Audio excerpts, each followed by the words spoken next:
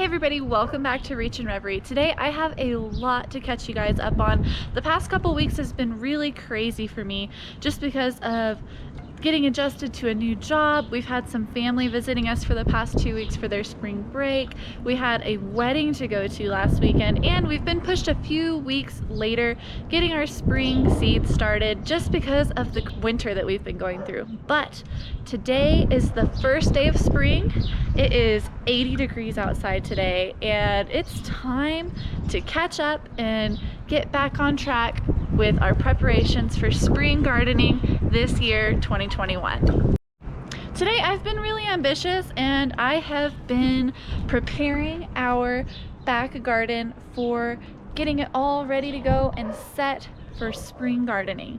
That means amending the soil, setting down the groundwork for a successful gardening season, and just getting us ready to go. So let me show you what I have going on back here.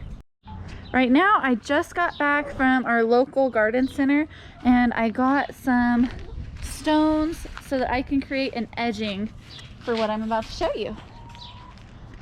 So this is the back garden. I still have a few more things to do. I'm gonna add more compost and manure to all of these areas just to add a little bit more organic matter to what I already have going on.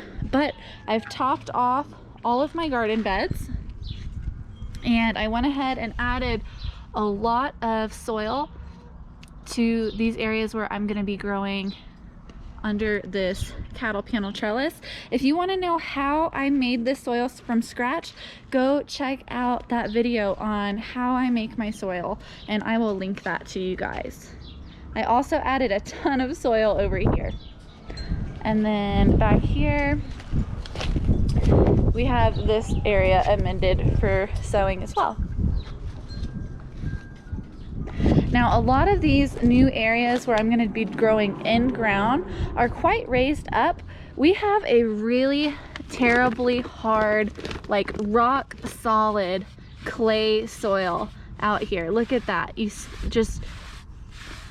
can just wipe away this soil on the top and it's like rock solid.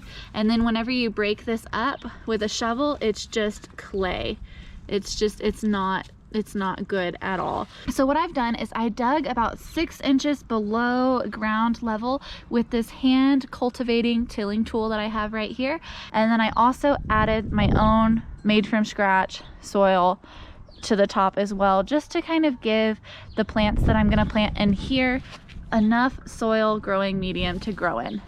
If I just tried to use what's right here, I don't think that we would be very successful with gardening, because it would be hard for anything to really stick its roots down in the soil that we have out here in Western Texas. So what I'm going to do with these new blocks that I just got is I am going to use them as an edging, kind of like how I have the bricks in this garden area right here. And I'm just going to contain this area because you can see we are raised up off the ground quite a bit, and I'm a little bit nervous that if it rains, all of this fresh soil that I just made is going to wash out and wash away and just erode over the course of the season. So I'm going to box them in with this edging that I got. I'm going to put it right here. I am thinking this isn't going to be this weekend, but I am thinking that I'm going to add mulch potentially in the areas where I'm not going to be growing, like in between these garden beds. Right now I have all of this stuff. I'm gonna get out of here, clean that up a little bit, clean up these pots, and then I'm probably gonna have to contain this one a little bit as well. In this back area over here, I plan on growing the Charente melon, which is a beautiful French melon, very juicy, very fragrant.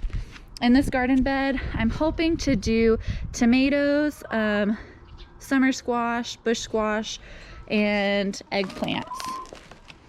Back there, I already have poppies and bachelor buttons doing really well. I'm going to plan on putting pole beans to grow up the trellis right here, and pollinators. So a lot of flowers are going to be filling up this space. This garden bed is going to be half peppers and half other things. I think I'm going to maybe plant cardoon and some leafy, potentially maybe okra or arugula, things like that. And then against the wall, I'm going to do watermelon, Kajari melon, pickling cucumber, dragon's egg cucumber. That is what I have planned to grow in this back garden space. I do have some big pots that I also have as real estate to grow some things. I have a handful of pots I can pop a couple things in. And I also think if I can get my black-eyed Susan started, a vining black-eyed Susan, I do want to also intersperse that somewhere between the melons to add a little bit of pop of color. And I might throw some zinnias in here. And then of course, between all of the plants that I grow in here, I am going to have companion plants that are going to help as pollinators and distractions for bugs that like to eat the garden plants. I told you guys, this weekend is my catch-up weekend to get us back on track, catching up, getting started into spring, because we are a few weeks behind on all of the plans that I've been wanting to do for the spring garden. Now once I'm done placing and laying down the edging in the back garden, I'm gonna pop over and clean out the chicken coop. I try to clean the chicken coop once every 2 weeks, and we are about 3 weeks in, which means it needs to be done today. I don't know about you guys, but this season just brings me so much energy and excitement. I cannot wait. I was talking to Luis today as we were walking through the back garden, and I told him, just picture 4 months from now, are we even going to remember what the garden looked like before there were a ton of plants growing in it? Times like these, we have been waiting all winter for. It is the time of year where it is really easy for us to get motivated and visualize what we can expect to come. And it is so exciting. This is the time of year where you put a lot of extra work in because you reap what you sow. So it's so exciting seeing this. In this time of year, it can be really easy for early beginner gardeners to feel overwhelmed and even a little bit of apprehension going into it. Like, you're putting in so much work, are you gonna grow anything? Yes, you're gonna grow stuff. It's gonna work out. Seeds generally love to grow. So just plant those seeds, get that garden set down, lay the way for this year, and you will not be disappointed.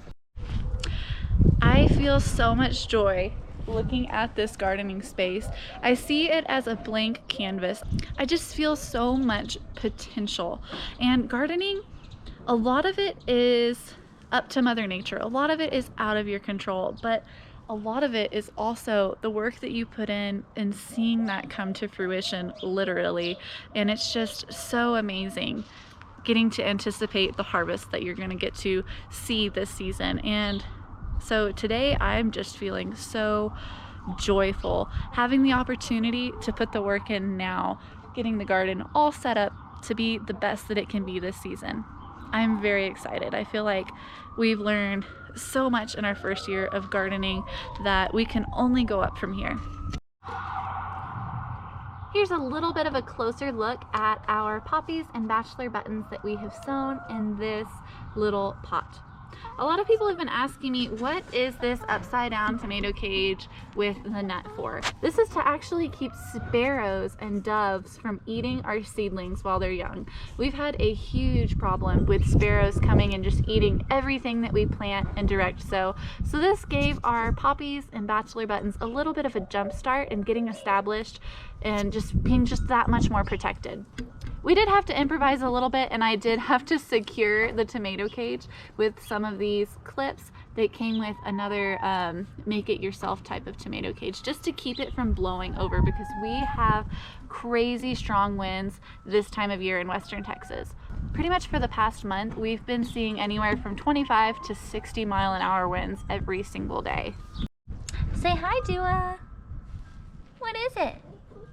You want to say hi to everybody? The chickens are really enjoying this warm spring day. Check out Miss Pip over here, scratching a little area to dust bathe.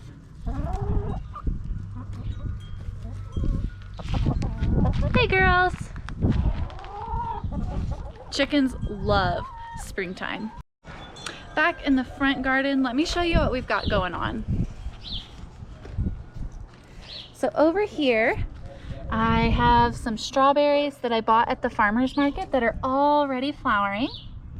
We have some carrots that are doing really good.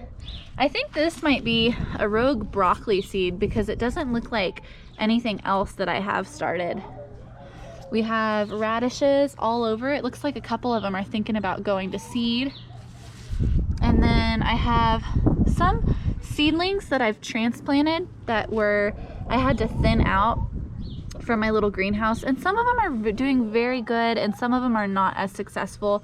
I have a little zinnia back here doing great. Purple basil I don't think is gonna make it. It's starting to dry up. I have a green basil that's doing good. This is another marigold that I think has decided not to make it. And then a marigold back here. So that's gonna be really exciting as the season goes on to see some other plants start creeping in as some of the other winter garden is gonna peter out as we collect these carrots. I'm probably not gonna let this broccoli go. We're probably gonna feed that one to the chickens because it's just a little late, I think, for broccoli. I'm thinking that the broccoli is going to get a little too hot. I have a couple of, I think this is a bachelor button, and we have some poppies coming up as well. My cauliflowers are doing pretty good. Now look at this one. I think this one's just about ready to harvest. What do you think? This is Purple of Sicily cauliflower. My artichokes are doing great, getting really big. Look, I keep telling you guys about how windy it is out here. This blew off the wall. And look, it actually pulled the metal that it was hanging on. Let me see. Blew that off the wall. It's been so windy. Over here I have broccoli that is ready to harvest. This is early purple sprouting broccoli. It is gorgeous. What happened? I don't know why the girls just freaked out. Let me see what scared them.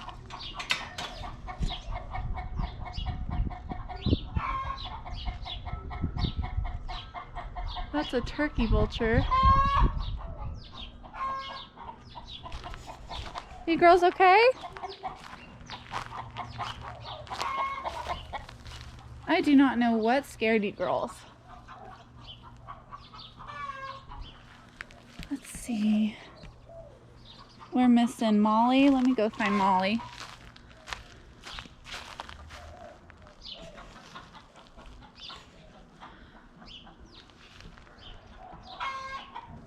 Don't see anything.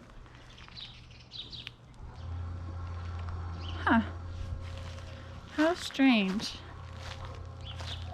I see a ton of turkey vultures way out there, but that wouldn't have scared the chickens like this.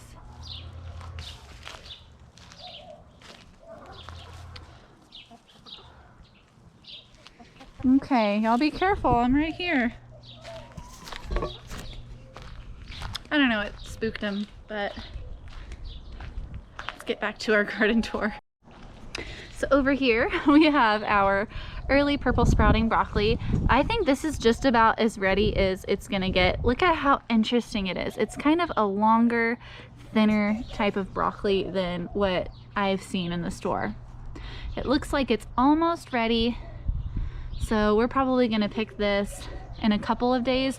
I don't wanna pick it today because we actually have leftover stir fry that we're gonna eat tonight for dinner. So I wanna wait and pick it when we're ready to eat it.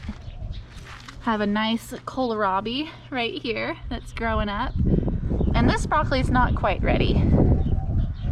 And the sparrows, look at this. I have not been harvesting off of this red romaine. I've been leaving it as a distraction so that they don't eat my broccoli. And the sparrows are just completely eating that red romaine. In this garden bed, which is attached to our arched trellis, We have carrots that are doing good and a couple little radishes, but what I'm really excited about are the peas that I sowed yesterday. I sowed a lot of, I think it's early marvel or green marvel or something, a marvel type of pea, which is going to be really exciting to grow up on here. Along the wall of the house, my yarrow is getting ready to flower. Very excited about that. This is my yarrow's second year. It didn't flower last year, so I'm really excited for it to flower this year. I have more little seedlings I put out. I think this one right here is Mexican mint. We have some marigolds I thinned and brought out here. I'm really bad at thinning, you guys. I have a hard time thinning plants and killing them. I usually, when I thin them, I try to just plant them randomly throughout the garden and hope for the best. I also threw a handful of seeds into this bed as I was starting seeds, and you can see things are starting to come up. So I am very hopeful that this year is going to be a wonderful year full of more beneficial pollinating flowers, because I want to bring in more pollinators this year. We had not very many bees on our property last year, and I kind of want to hopefully be a little bit more inviting. So we have lots of little seedlings coming up. There's another marigold. Lots of poppies. I have a chamomile, alyssum, and I think that might be a zinnia growing right there. This garden bed is going to have winter squash. Things like Seminole pumpkin, butternut squash. I think Lady Godiva might be going in here as well this year. I'm thinking about doing things a little bit differently this year, just because I don't have as much space for the amount of things that I'm growing this year. I've really upsized my gardening space by almost twice as much as the space that I had to grow in last year. So that means I'm starting a lot more seeds, and I don't have a bigger greenhouse this year than what I started with last year. So because of that, I'm thinking that I'm going to direct sow my squash. I haven't completely settled on that idea yet, but I am thinking that maybe around the first or second week of April, I'm going to try to direct sow my squash and my melons. And if we get a late freeze, then I will re-sow those as needed. And that's kind of what I'm thinking about doing, because let me show you, my greenhouse is just about full already. Hey guys. They're enjoying this beautiful warm day. This week I did go ahead and put soil in my green stalk planters, and I ran water through it just to see how it works, and it works pretty well at watering evenly all of these tiers. I have 3 of the traditional sized tiers on the bottom, and then the top 2 are the new leaf planter tiers, which are just a little bit more shallow and better suited for growing things that don't have as big roots, like greens or herbs. In the greenhouse, let's see how our little seedlings are doing. It is just about time for me to up pot some of these. And I only have 2 more shelves, the very 2 bottom shelves available for putting seeds.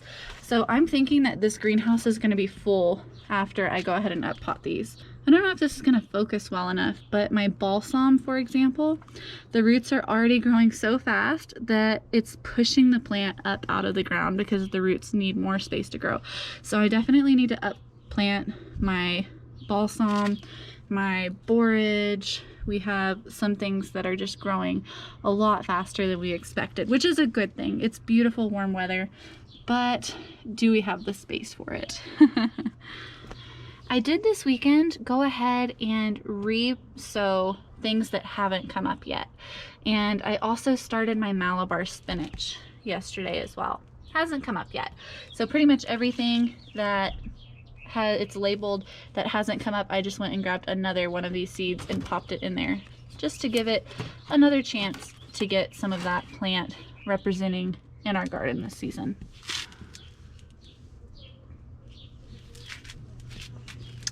My tomatoes are doing really good. My eggplant's doing really good. I finally got my pekins to germinate. I was worried that my seeds weren't going to be viable because they were a few years old, but keep seeds. There's no reason to throw out seeds. You might have slightly lower germination, but seeds like to grow if you give them a chance. These pekins right here, I harvested on our own property. They were growing wild. They're native in our area. So I harvested some pekins and they are growing. They're much smaller than any of the other varieties that I've started this year, but pekin peppers are really about half the size as my pinky nail. That's how big the peppers are. They're tiny, but they're, I don't know, 5 to 10 times spicier than a jalapeno, give or take. That's not a super accurate description, but pekins are the spiciest pepper I've ever tried. We still have our snowball tomato that I haven't thinned yet. This one was a fused seed, kind of like a conjoined twin, and I really need to take off the smaller one to give the bigger one the best chance of survival. I was waiting until this one was a little bit bigger, hoping that he could develop roots and I could maybe repot that second one and have it survive. Really cool thing about tomatoes, I'll show you a bigger tomato for a good example. Tomatoes have these hairs along their stem. It's not really focusing that well, but they have these hairs along the stem, and if you were to bury a tomato, everywhere where those hairs are, they can start to develop roots along the stem. Not all plants are like this, but tomatoes are one of those cool varieties that you can plant deeper and have a better root system. So whenever it is time for us to put these into the ground, I'm actually gonna take off the bottom leaves and plant closer to the crown, giving that whole length of stem extra room to establish roots to make healthier plants for the growing season. So that's pretty cool. So I'm hoping to do that with this one. I don't want to just pull it out. I'm afraid that if I were to just pull it out, I would damage the bigger one. So I'm gonna have to snip it and then hope that we can get root development along that stem. It is already developing true leaves, which gives me hope that we could potentially propagate that snowball tomato. Nasturtiums are doing really well. Very excited. I finally have some germination on my tall trailing, but they're not as vigorous as my Yeti nasturtiums. So I hope that a little bit more time is all that they need. I may end up planting these a little bit more staggered than I originally planned. My plan was to grow these trailing nasturtiums on either side of my trellis.